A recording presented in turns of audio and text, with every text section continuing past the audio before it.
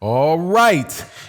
Tyson Fury, Deontay Wilder's VADA tests have come in, released by Mauricio Sulaiman. Let's talk about that and some other things related to that fight in this video.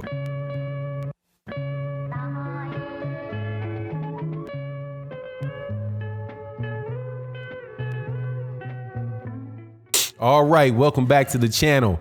All right, so Tyson Fury and Deontay Wilder come up clean, according to Mauricio Sulaiman, who was reporting the results of the VADA testing after it took place up to and following the Deontay Wilder versus Tyson Fury rematch. So that is a good thing. There were reports out, rumors. Actually, it was rumors because the people that said it, Blue Blood Sports TV is actually the guy that I heard say it, that he was told that there were issues around the A sample of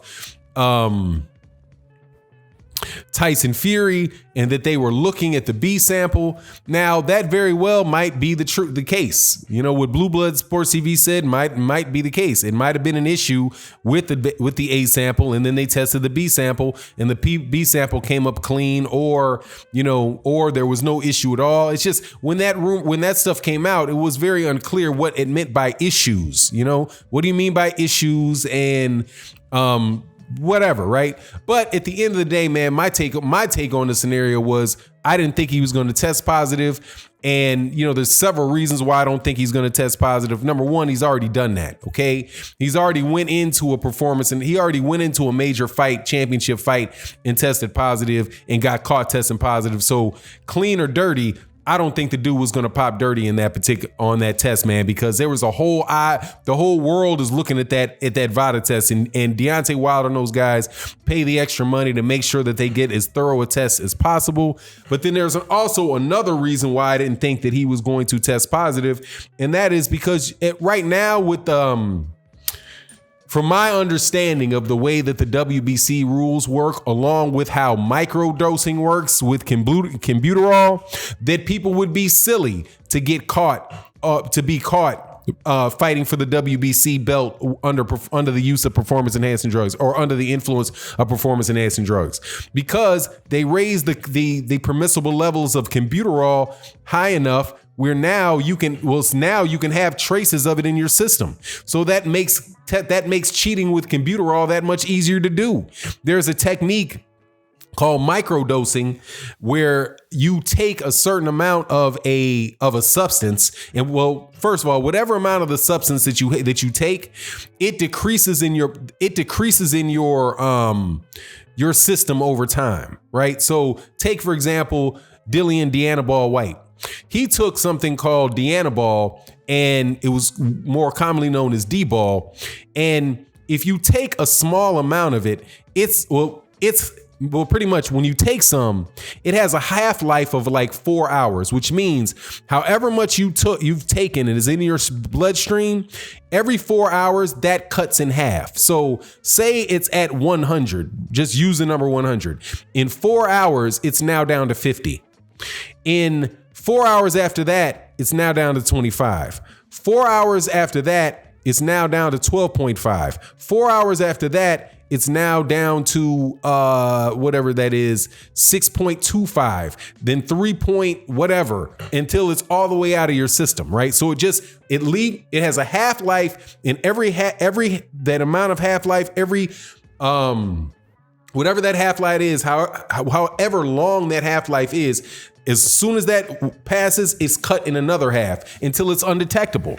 So when you move up the levels that are permissible, you therefore cut down the amount of time that it takes for it to leave your body or get to your body till it's the point where it is not detectable.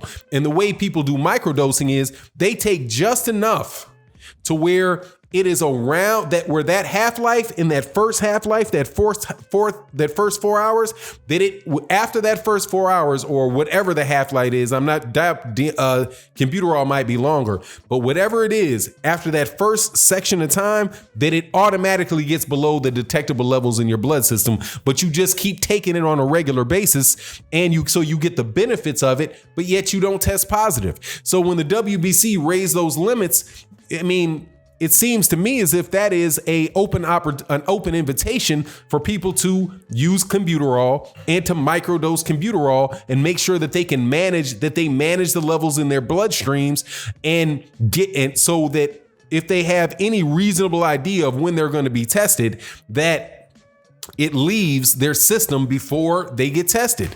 So having Tyson Fury test positive for performance-enhancing drugs for a WBC belt, it's like, I'm sure he's got somebody smart enough in his camp to help him get over that. Or maybe he didn't do it at all.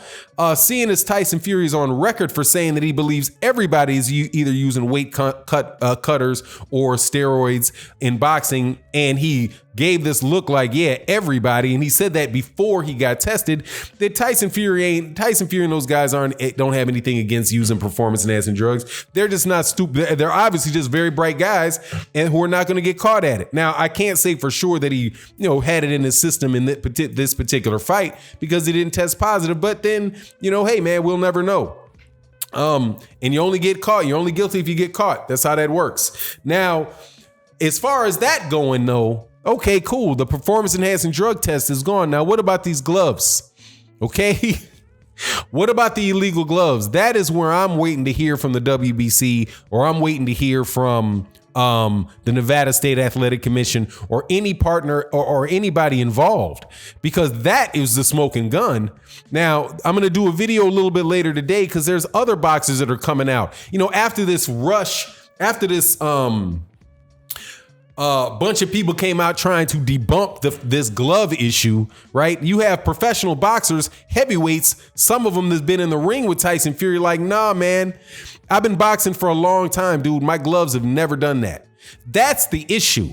The issue is, what are they going to do about the next fight and about making us at least make a statement about the gloves in the Tyson Fury situation, because that is the thing. That's the albatross hanging around the neck of the WBC and the Nevada State Athletic Commission right now, because there may not have been something funny with those gloves. Perhaps people are wrong about what they're seeing, but look, man, there's more than one way to skin a cat. Okay. And people that are willing to cheat and trying to cheat are going to find different ways to cheat. That particular one, though, and I'm telling you, I've looked at other Tyson Fury fights. I can't see anybody's glove winding up in that position, dude.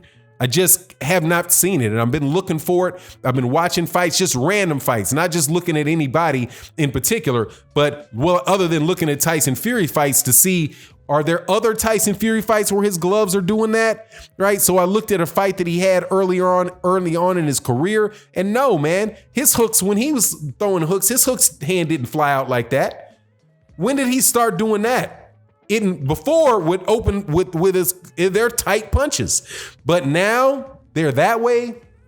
No, man, it looks real. It looks really funny, man. But anyway, hopefully they get into that. Another reason why I thought that Tyson Fury wasn't going to test positive for that for performance enhancing drugs was how he was acting after the fight. If you recall, Tyson Fury was at the press conference and somebody offered him some water, a bottle of water. And Tyson Fury looked at the bottle of water and he looked at his guy and said, "Is this checked?" And he gave the water back, and he told somebody else to come give him a bottle of water that was being watched by him, because he was afraid that people were going to tamper with the water bottle, and so that his test from Vada would come back funny. So he had his eye out on somebody trying to cheat him. Now that is another reason where I'm like, dude, you can't believe that's the fact that he would be thinking like that. Like, man, somebody could be tainting my water bottle. You know what that is, man? It's like, dog, that dude be cheating, man. That dude be cheating, man, because his team's got his eye on all the tricks, making sure nobody pulls something on them.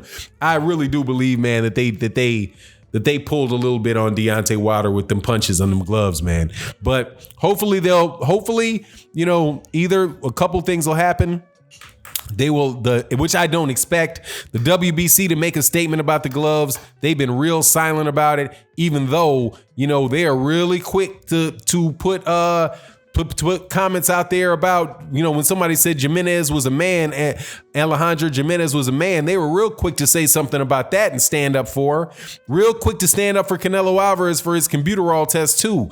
But this glove thing, they seem real silent about it, man. It's like nobody wants to say anything. And that's probably because they all know something is real funny with them gloves.